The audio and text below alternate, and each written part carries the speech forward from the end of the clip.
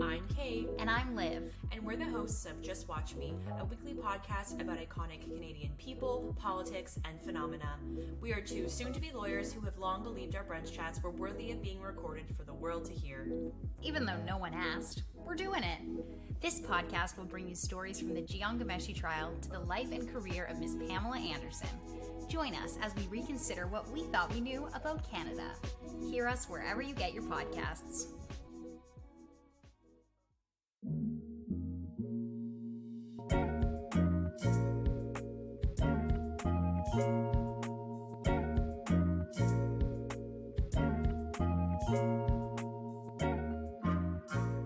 Hi everyone, welcome back to the Minute Women podcast. My name is Grace.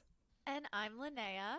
And how are you today, Linnea? In your basement today? I'm great. I'm currently in my basement. It is dark, but I have the computer brightness on my screen turned up to full blast, so like my face is glowing.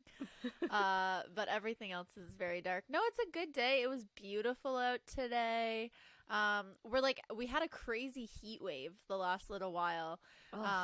It was crazy. It was like 37 degrees on the south shore of Nova Scotia, which never happens. Like, I know, especially this early in June. Oh, that's the other thing. It's insane. How early it is. It's beginning of June. But finally that like snapped, and then we had a few like normal beginning of June days, and today it was like 24 degrees or something, and it was really nice. So I did a little drive to a cute little beach I like in Chester, which is a sweet little town, and had a couple hours just like hanging out reading a book on the beach. So for those of you, actually, this is interesting. Anybody who knows about Chester or has been to Chester, Nova Scotia, it's a sweet little village. It's not a town. It's still in the village category. They fought that very hard at town council meetings. My mom is originally from Chester, and it's like a big deal for them. She's a Lunenburg outsider. She is, 100%. But yeah, she definitely... growing up in the town, it's very important to them that they are a village. But anyway, yesterday there was a crazy fire in Chester. Oh, really? Yeah. So the Chester Playhouse, which is like,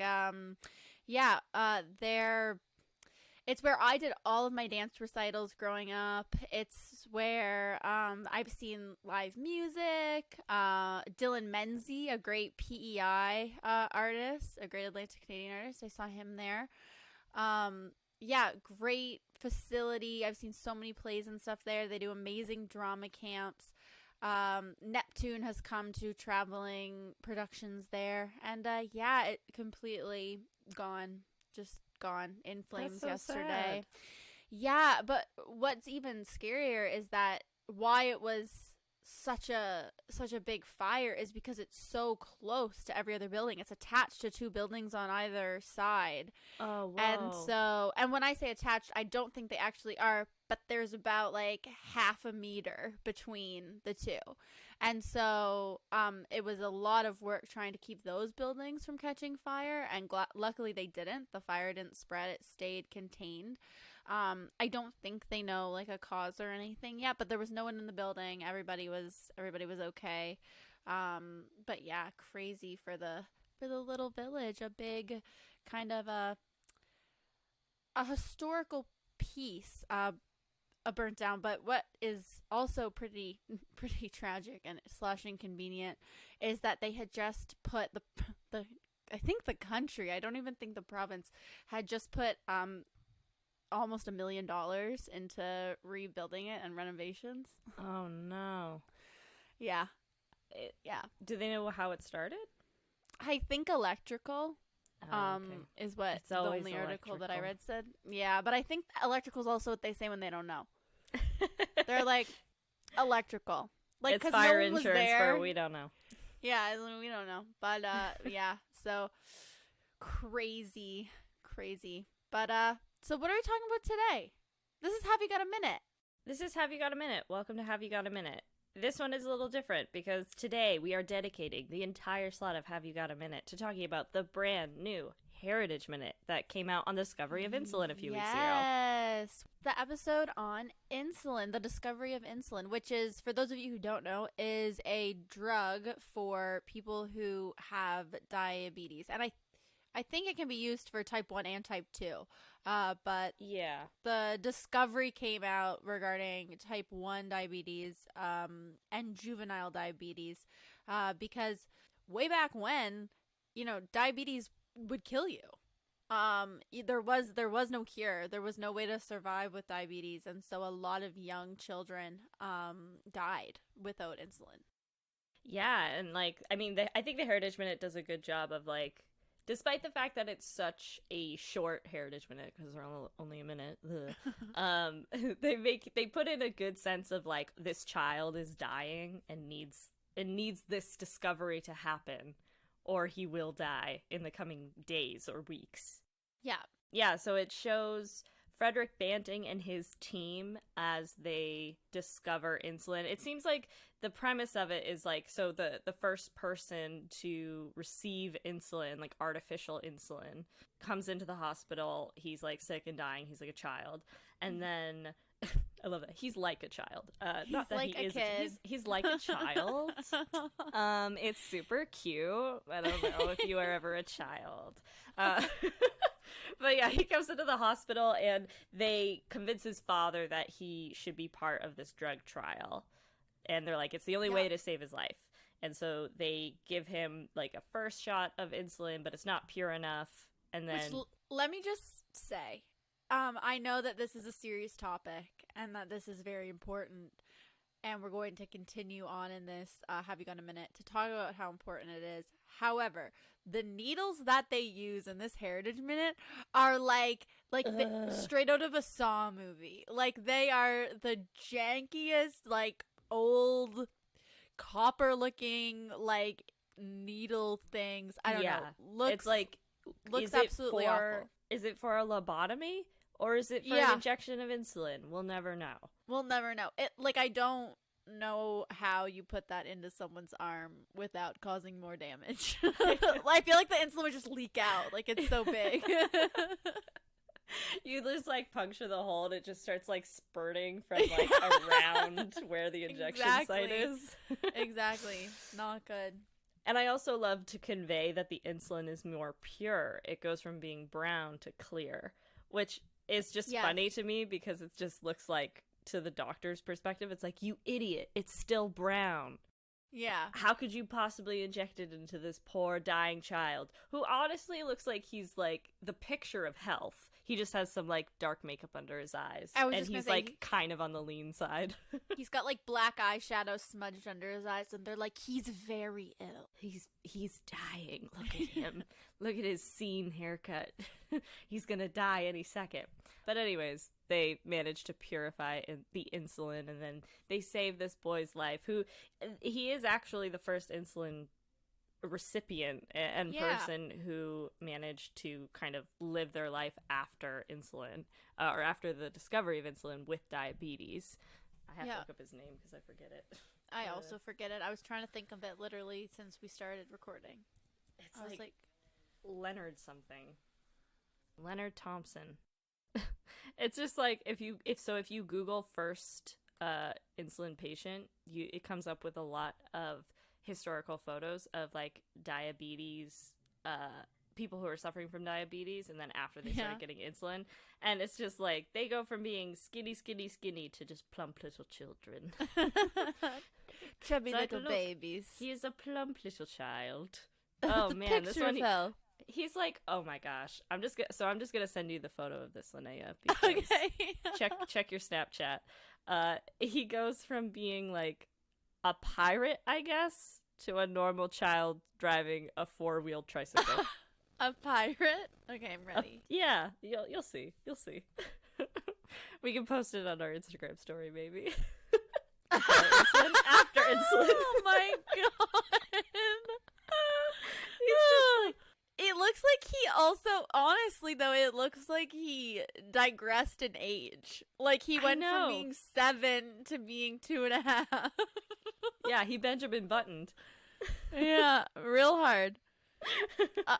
I mean, I believe it only because you looked it up on the internet and the internet doesn't lie, but I would No. I would suggest that those are two different boys. But I guess that's the magic It of also looked insulin. like he time traveled because, like, in the first photo, he's dressed like it's the mid 1700s, and in the second photo, it could be like 1950. I was just gonna say it could be 1980, like, and his mom's like, "Get on Grandma's tricycle." It's the star of Stranger Things. But overall, I think it was a Heritage Minute that was very well received by the public, and I think a lot of people were like, finally, they're doing insulin. Like, I think that's a Canadian innovation that a lot of people are familiar with, and they know the name Frederick Banting for the most part. And they do a good job of, like, highlighting the other doctors as well, like, And the nurses. And the nurses. And I want to say that the the cinematography was beautiful. It was, compared to previous Heritage Minutes, especially the chunk of ones from the 90s, it was well lit.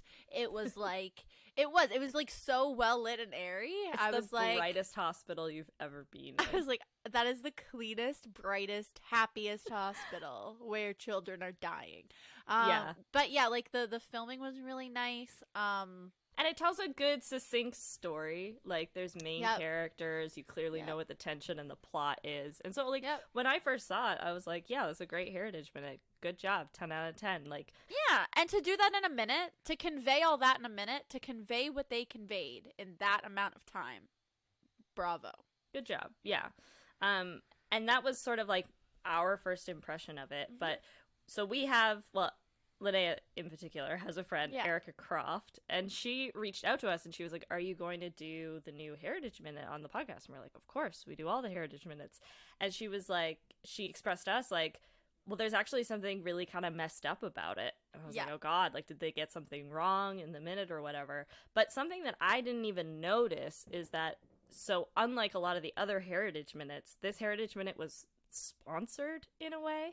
And so after the Heritage Minute, there's a credit that rolls, and it credits several companies, but two of the biggest ones that are highlighted are Novo Nordisk and Lilly, who are two major pharmaceutical companies who create and sell insulin. And they're two of the three biggest producers of insulin in the world. And in saying that, they generate a great profit off of insulin. Yeah. And so after Erica pointed that out to us, we were like, oh, wait, that's the actual story that we should be talking about. Yeah. So I'm just going to quickly kind of share some information with everyone. This is from the article entitled The Absurdly High Cost of Insulin Explained. It was published on Vox.com, and it's by Julia Bellutz. It was written in 2016 originally, I believe, but it was updated in 2019. So if anyone is interested, I am basically reading from this article, so this is not my writing. if you want to credit anyone, it's Julia Belluz, Belluz. Thank you, Julia. Thank you, Julia, for educating us. So she begins by saying, when inventor Frederick Banting discovered insulin in 1923, he refused to put his name on the patent. So that's something that's really not brought up in the Heritage Minute, is that this was especially an era, so the same thing happened with penicillin. There was a wave of doctors coming out who were refusing to put names on patents so that they could immediately have a generic version so you could sell it at a very low price. So basically anyone could have the formula for making insulin or penicillin or whatever. He felt it was unethical for a doctor to profit from a discovery that would save lives. Banting's co-inventors, James Collip and Charles Best, sold the insulin patent to the University of Toronto for a mere $1. They wanted everyone who needed their medication to be able to afford it. Today, Banting and his colleagues would be spinning in their graves. Their drug, which many of the 30 million Americans with diabetes rely on, has become the poster child for pharmaceutical price gouging. So it basically goes on to explain that in the last couple of decades, the price of insulin has tripled in the United States. And that's something that doesn't really, it's not felt quite so severely in Canada, because Canada and other countries like England, for example, we have a single buyer model. So the government of Canada or the UK or whoever, they purchase all of the drugs and then distribute it throughout the country to different pharmacies. And by doing that, we can bargain with these large pharmaceutical companies because we're buying so much stock. But in the United States, they don't have that buying power because they use a free market approach to pharmaceutical drugs, and there's really not a lot of regulations to dictate how much you can sell medications for. So basically, private investors or private companies like, I don't know, what's an American pharmacy? Walgreens? Yeah, Walgreens. Like Walgreens would have to go and buy insulin from these companies. And so even though Americans only represent 15% of insulin users in the world, they are 50% of the profit made from insane. the purchasing of insulin. Not to mention insane. that you have to buy insulin in the first place from pharmaceutical companies is kind of messed up. And in comparison, in Canada and in several other countries, you know, we have a really flawed yet available healthcare system where there is opportunity for people, you know, if you're working in a position or if you're a student or if you're a child and your parents have healthcare, you're able to benefit from that system and not have to pay and be price gouged for a necessary drug. I mean, I grew up, I've been on countless prescriptions and antibiotics and different types of medications like that, and it would have been horrible for my family or myself if I haven't had healthcare and access to healthcare in Canada. Yeah, and so, yeah, like you said, like drugs are only one part of what Americans typically have to pay for when it comes to their healthcare. And so if you have diabetes, you probably have a lot of other like medical costs that are associated with it. Yeah. And they were saying somewhere that like it's like $450 a month sometimes for people to get the insulin they need. And so what it results in is, especially like people of a lower class, they have to start rationing their insulin. And when you ration your insulin, you're basically doing to yourself what you see Leonard Thompson going through. Like, you're losing weight. People suffer from blindness because of diabetes, numbness in your hands and feet. Sometimes people have to get amputations because of diabetes. And it became extremely highlighted by the COVID-19 pandemic because you had Americans living near the Canadian border whose tactic for getting insulin was to drive across the Canadian border so they could go somewhere where they could afford insulin. Because even though they didn't have Canadian health insurance or drug plans, it was cheaper for them to buy it in Canada than it was to buy it up front in the United States. Yeah. So you had this like kind of wave of people coming out after the border closed saying like, I'm gonna die, not from COVID-19, but that I can't get insulin. Yep, can't get, and that was not only the case with insulin, so many different medications. There was a big, and I'm trying to think, I know I read an article about it, but Detroit became this hub for, and has always been kind of this hub for trafficking legal drugs from Canada, so from Ontario, like Windsor, Ontario area, to Detroit, because it's just, you know, it's right across the way there and right across the bridge, and it was a huge thing for years, and still to this day I would imagine, but yeah, it was really kind of blocked by COVID and the not being able to travel. So these companies, basically in the United States, we kind of commonly associate it with them, but there's a lot of hesitation to put restrictions on any kind of production. So they won't put up restrictions, and so there have been states in the past that have tried to. So Colorado tried to in 2019, or at least at the time of this article, they were attempting to do it. I don't know if it went through or not. But it says a lot when your state has to make the decision. There's 50 states in the U.S. That would mean every single one of them would have to go through that process. And a lot of times those bills get shut down. And so these companies typically justify their costs by saying, you know, this is just the cost of innovation. Like, we're making insulin better and more effective. And it's true. Like, the insulin that you get today is not the insulin you would have received 100 years ago in 1921 when Banting invented it. But what a lot of researchers are saying is that while it is better, it's not 3 times better. So why are you paying three times the cost? They're especially saying it to type 2 diabetes users, because a lot of insulin is created using type 1 diabetics in mind. Right. And so type 2 diabetics, depending on where they are, they will get prescribed the newest form of insulin that's the most expensive kind, even though for them it might not have any significant benefits to them.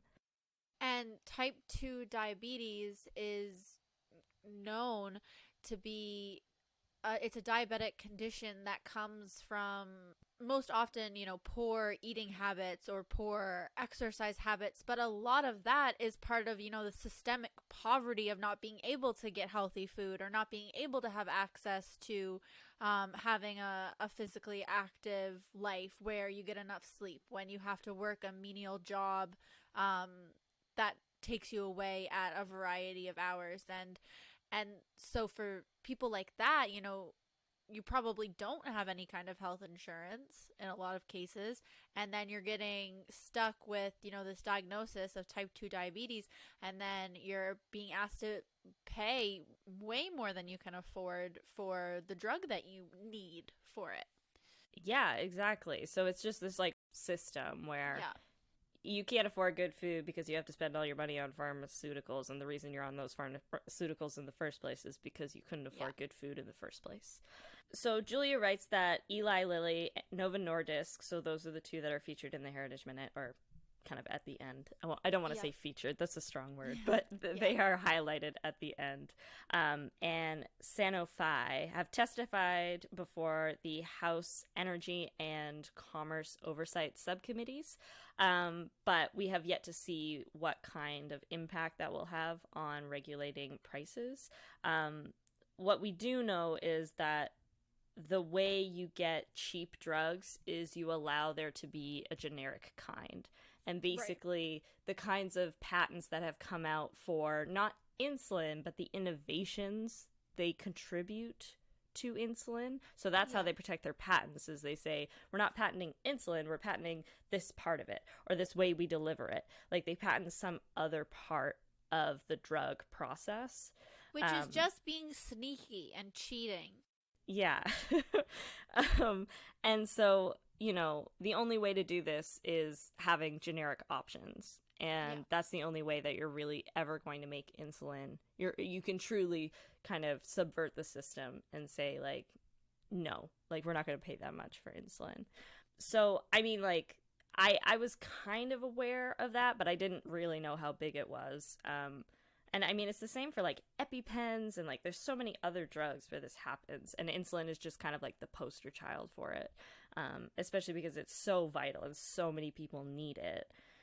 So I had known sort of about this story, but not a whole lot about it. I definitely wouldn't say I was an expert on the topic. So thank you to Erica for kind of pointing it out to us. And it definitely kind of struck with me. I was like, then why are it kind of it felt really hard to see that be featured in that Heritage Minute, because it's so against the ideologies of that team of scientists and researchers. Right. And so I reached out to Historica Canada, and I just kind of asked, yes, she did. I do my research, I do my work. Straight to the source. So I asked, what was the participation of these companies in the Heritage Minute, and they got back to me. They said they knew who we were, and they knew our podcast, which is cool. But and I won't read the whole email, but basically they just said that these companies contributed funds for making the Heritage Minute. It would not have been made without them. They couldn't have made it without them.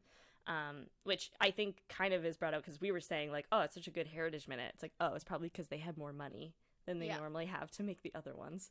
But the only cut of the Heritage Minute was the only one that they saw was the final one. They weren't in the room writing and directing the Heritage Minute alongside Historica Canada. Well, and I will say that I will say that in the minute, at no point is it like a voiceover that's like, and thank you so much to the amazing pharmaceutical companies. Like, I didn't get that vibe from the minute at all.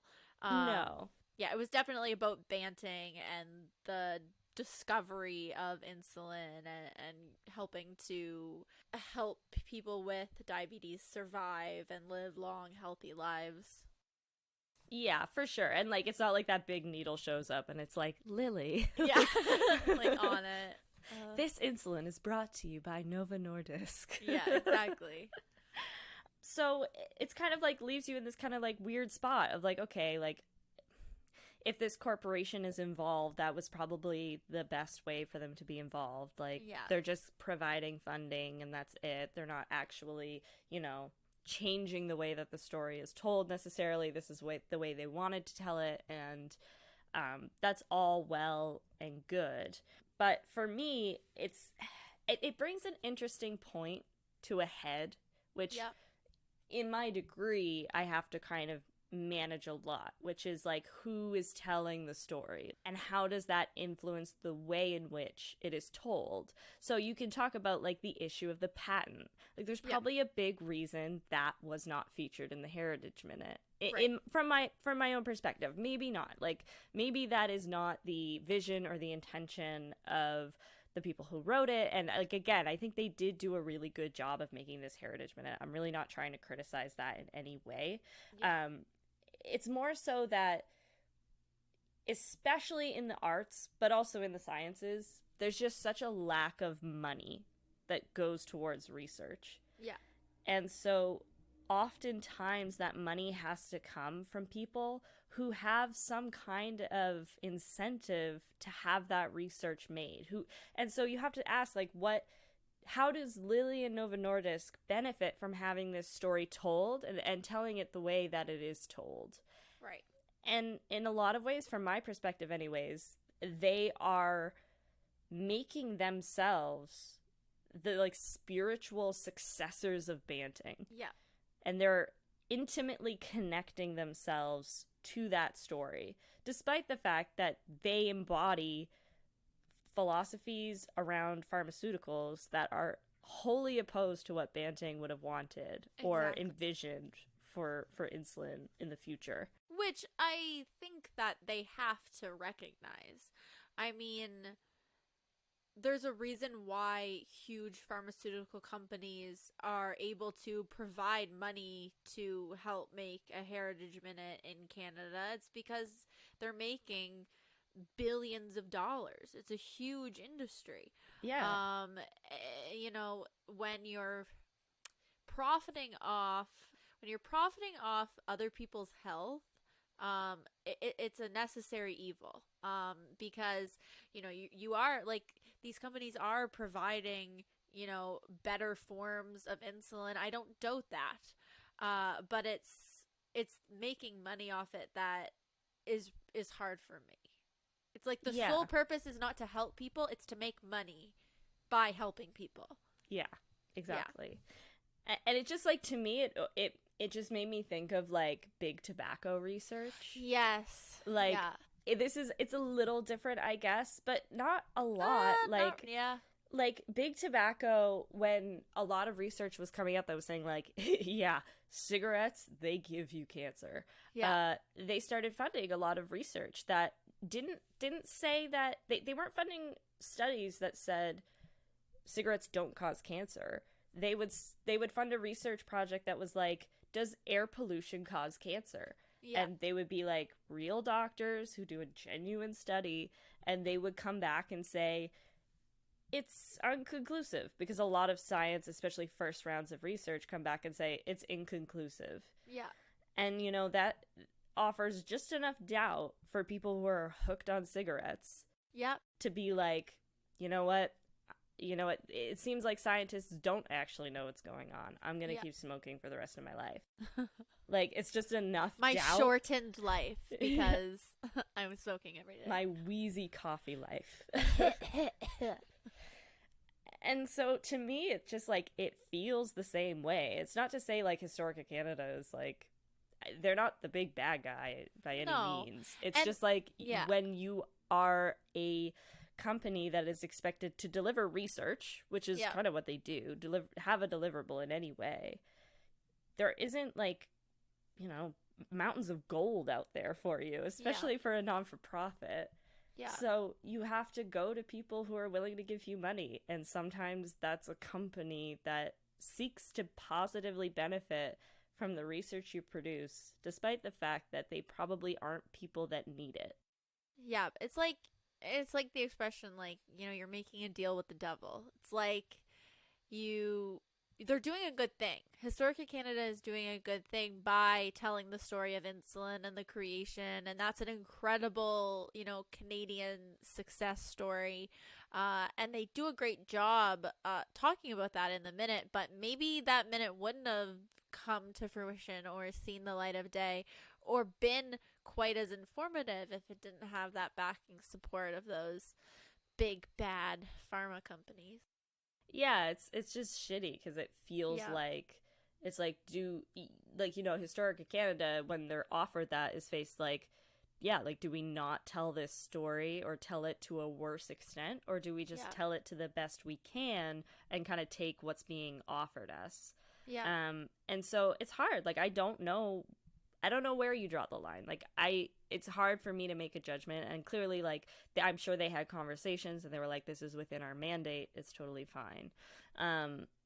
And, you know, I'm sure it didn't have a massive influence on the way that the Historica Minute was presented. But from talking to Erica, like, it just, like, to her especially, someone who had, like, I guess I probably should have mentioned that off the top, but Erica is someone who has diabetes. Yeah, she lives with type 1 diabetes. She's a type 1 diabetic. Yeah, it's like, oh, what a slap in the face. Like, the person who, you know, she may not personally be impacted by that, but people like her in another country are not being able to live to the quality of life that they could otherwise live. Yeah.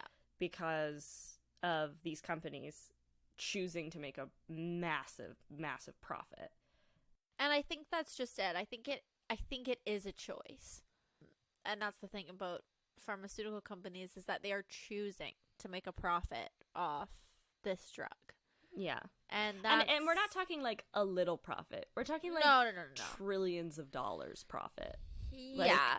Like there's no reason that like the rate of price increase is way more than the rate of inflation.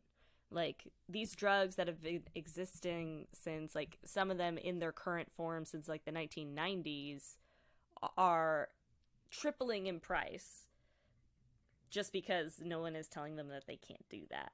So the pharmaceutical company Lilly, which is Eli Lilly and Company, which is an American pharmaceutical company headquartered in Indiana, they are worth $39.2 billion US, and that was as of 2019. So they're not making a little money off insulin. It's not enough. It's not just enough to, you know, pay the bills and keep the lights on. Like, they are heavily profiting off, you know, the distribution of insulin and the other drugs that they are distributing. Yeah, and it's one of those things where, like, I've watched like some videos about the idea that because the United States doesn't have these regulations, everyone else in the world is paying way less than their fair share for the development of these drugs.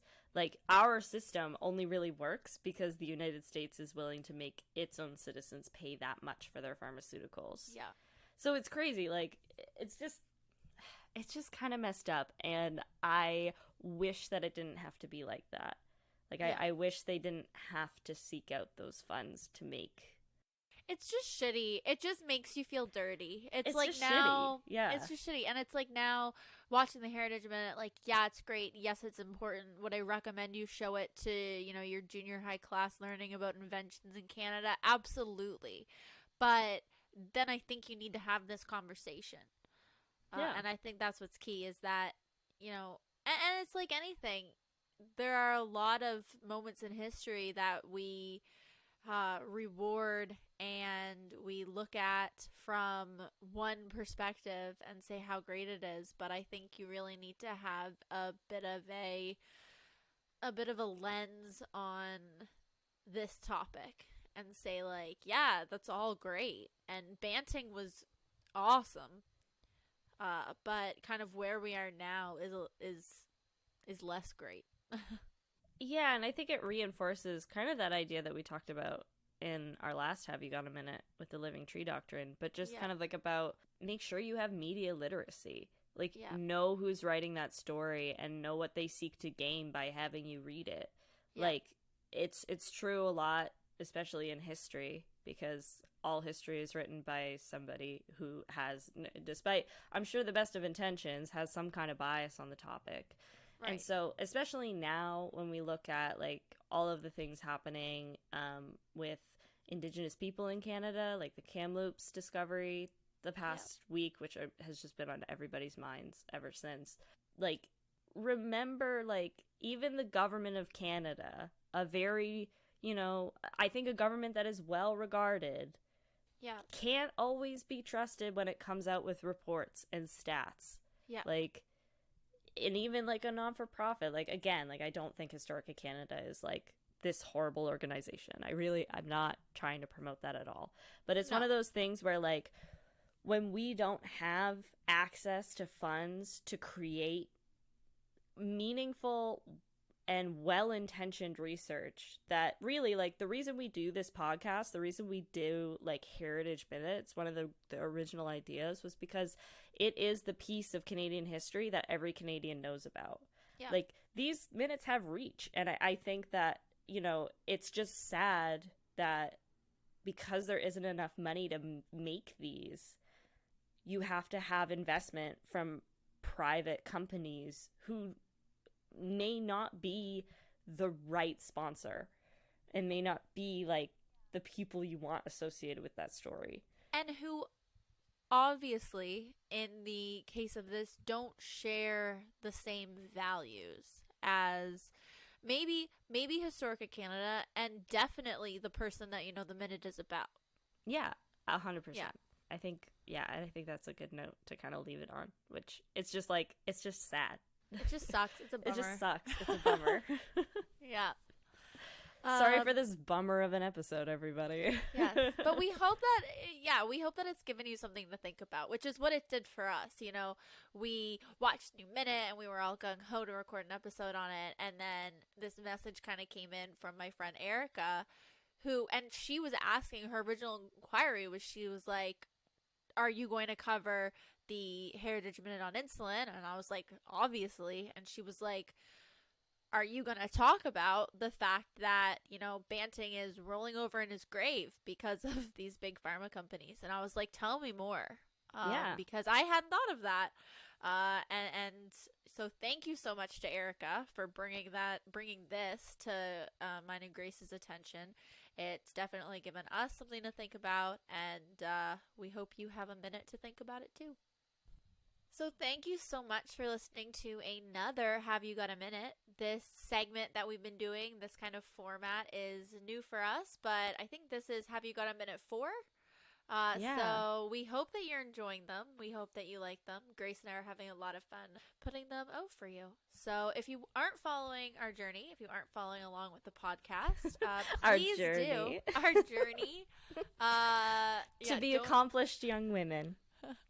I was just gonna be like, don't stop believing in us, but that's really lame. But give us a follow if you aren't already. So we're on Instagram at Minute Women Podcast and on Facebook at the same name. And then we are on Twitter at The Minute Women. We also have a website that has all of our episodes, including all of the information and kind of research pieces, all of the sources that Grace uses for our traditional Heritage Minute episodes. And you can find all of that at www.minutewomenpodcast.ca.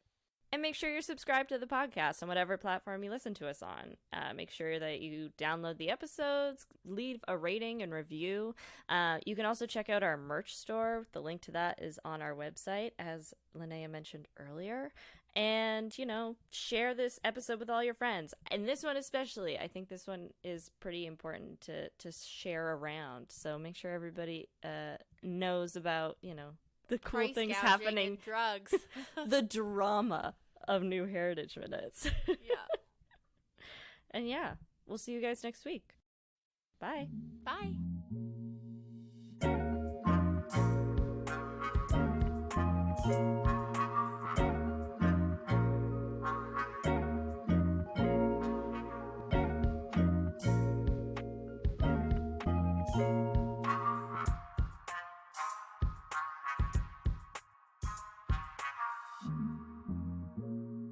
And make sure you're subscribed to the podcast on whatever platform you listen to us on. Ugh, I said that really weird. Listen to us on One. Listen to us on any platform.